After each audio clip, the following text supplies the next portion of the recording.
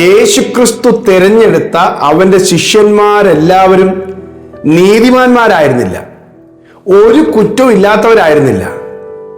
മറ്റുള്ളവർ നോക്കുമ്പോൾ ഒരുപാട് കുറ്റങ്ങളും കളങ്കങ്ങളും പോരായ്മകളും സമൂഹത്തിൽ അംഗീകരിക്കാതിരിക്കാനുള്ള ഒരുപാട് കാര്യങ്ങളുള്ളവരായിരുന്നു യേശു തിരഞ്ഞെടുത്ത ആളുകൾ, യേശു സെലക്ട് ചെയ്ത ആളുകൾ.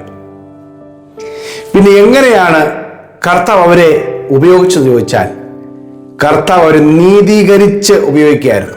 ഇന്നത്തെ ശാലോം സന്ദേശത്തിൽ പരിശുദ്ധാത്മാവ് നൽകുന്ന ആലോചന, ദൈവം തിരഞ്ഞെടുത്തവനെ ആർ കുറ്റം ചുമത്തും? കാരണം നീതീകരിക്കുന്നവൻ ദൈവം. ഹല്ലേലൂയ. നിങ്ങളുടെ ഒരുപാട് കുറ്റങ്ങളെയും നിങ്ങളെക്കുറിച്ച് ഇല്ലാത്ത കാര്യങ്ങളും അപവാദങ്ങളും പറഞ്ഞുണ്ടാക്കാൻ പിശാച് ആളുകളെ ഉപയോഗിച്ചാലും നിങ്ങൾ തളർന്നു പോകരുത്. ദൈവം നിങ്ങളെ നീതീകരിക്കുന്നുണ്ടെങ്കിൽ, ദൈവത്തിന്റെ നീതീകരണത്തിന്റെ പുതപ്പ് നിങ്ങളുടെ മേൽ വീണെങ്കിൽ, യേശുവിൻ രക്തത്തിന്റെ കഴുകലാൽ നിങ്ങൾ ശുദ്ധീകരിക്കപ്പെട്ടിട്ടുണ്ടെങ്കിൽ, നിങ്ങൾ ധൈര്യമായി മുൻപോട്ട് പോവുക.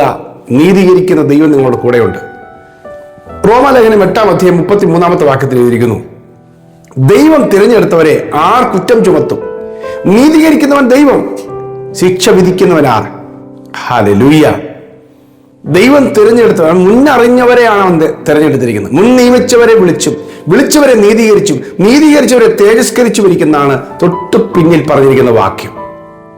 മുൻ നിയമിച്ചവരെ അവൻ വിളിച്ചിട്ടാണ് അവൻ നീതീകരിച്ചിട്ട് അവൻ തേജസ്കരിക്കുകയാണ്. ഹല്ലേലൂയ. സക്കായിയെ യേശു വിളിക്കുന്ന സമയത്ത് ആ നാട്ടിലെ മറ്റുള്ളവരുടെ മുമ്പിൽ അവനൊരു ചതിയനാണ്, ഒരു വഞ്ചകനാണ്, ഒരു ഗുണ്ടയാണ്, പിടിച്ചുപറിക്കാരനൊക്കെയാണ്. പക്ഷേ അതെല്ലാം മാറ്റിയിട്ടല്ല കർത്താവിനെ വിളിച്ചത്. അവന്റെ ജീവിതത്തിൽ ഇതെല്ലാം നിൽക്കുമ്പോൾ യേശു അവന്റെ വീട്ടിലേക്ക് ചെല്ലുകയാണ്. യേശു അവന്റെ വീട്ടിലേക്ക് വന്നപ്പോൾ അവന്റെ ജീവിതത്തിന്റെ പോരായ്മകളെ അവൻ തിരിച്ചറിയുകയും അത് ഏറ്റുപറയുകയും ഉപേക്ഷിക്കുകയും ചെയ്യുകയാണ്. കർത്താവ് പറയാണ്, ഇവൻ അബ്രഹാമിന്റെ മകനാണ്, ഈ വീടിന് രക്ഷ വന്നിരിക്കുകയാണ്. എവിടുന്ന രക്ഷ വന്നത്? കർത്താവ് യേശു വീട്ടിൽ വന്നു കഴിഞ്ഞപ്പോൾ രക്ഷ വന്നതാണ്. കർത്താവ് നീതീകരിച്ചാൽ ആരും കുറ്റം വിധിച്ചിട്ട് കാര്യമില്ല. ഹല്ലേലൂയ. യേശുവിന്റെ ശിഷ്യന്മാരെ നോക്കിക്കോ, എന്തെല്ലാം പോരായ്മകളുണ്ട്, ഏതെല്ലാം കുറവുകൾ അവരുടെ ജീവിതത്തിലുണ്ട്. എന്നാൽ യേശു അവരെ തൻ്റെ മകനാക്കി, മക്കളാക്കി തീർത്ത് പരിശുദ്ധാത്മാവിനെ പകർന്നു കഴിയുമ്പോൾ അവനോട് കൂടെ നടന്നവരെ എല്ലാം കർത്താവ് നീതീകരിക്കുകയാണ്. പിന്നീടോ അവരെല്ലാം ദൈവത്തിന്റെ നീതിയുള്ള ദൂതുവാഹികളായി മാറുകയായിരുന്നു. എൻ്റെ പ്രിയ സഹോദരങ്ങളെ, നിങ്ങളെക്കുറിച്ച് എല്ലാവരും എന്തൊക്കെ പറഞ്ഞാലും, കുറ്റങ്ങൾ പറഞ്ഞാലും അപവാദങ്ങൾ പറഞ്ഞാലും, ഞാൻ പറയാം, ഈ അപവാദങ്ങൾ പറയാന്ന് പറയുന്നത് തന്നെ പിശാചിന്റെ ഒരു ജോലിയാണ്. ചെയ്ത കുറ്റങ്ങളെ കുറിച്ച് പറയും, ചെയ്യാതിരുന്നതിനെ കുറിച്ചും പറയും. രണ്ട് കാര്യങ്ങളും പറയും. മഹാപുരോഹിതനായ യോശുവ യഹോവയുടെ സന്നിധിയിൽ നിൽക്കുന്ന സമയത്ത് സാത്താനും കയറി വന്നിരിക്കുകയാണ്. സെക്കറിയ പ്രവചനം 3-ാമത്തെ അധ്യായത്തിൽ കാണുന്നുണ്ട്. സാത്താൻ കയറി വന്നിരിക്കുകയാണ്, കുറ്റം ചുമത്തുകയാണ്. ഈ മഹാപുരോഹിതനായ യോശുവയെ സാത്താൻ ദൈവസന്നിധിയിൽ കുറ്റം ചുമത്തുകയാണ്. അവന്റെ വസ്ത്രം മുഷിഞ്ഞിരിക്കുന്ന കണ്ടു.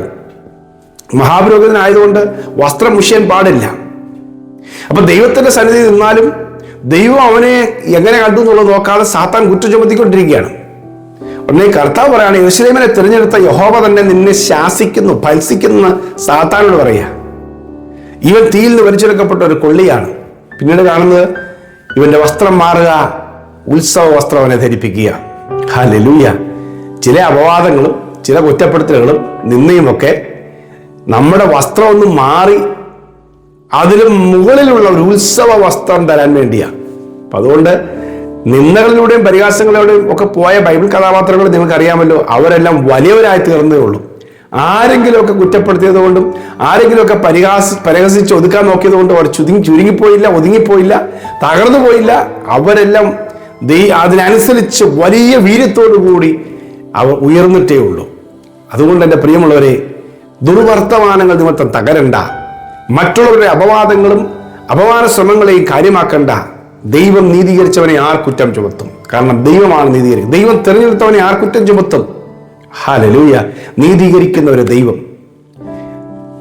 റോമാലേഖനം 3-ാം അധ്യായത്തിൽ പറയുന്നുണ്ട്, നീതിമാൻ ആരുമില്ല, ഒരുത്തൻ പോലുമില്ല. പിന്നെ എങ്ങനെ നീതിമാനായത്? യേശുക്രിസ്തുവിലൂടെ അവന്റെ രക്തത്താൽ നമ്മെ വിശുദ്ധീകരിച്ചും നീതീകരിച്ചുമാണ്.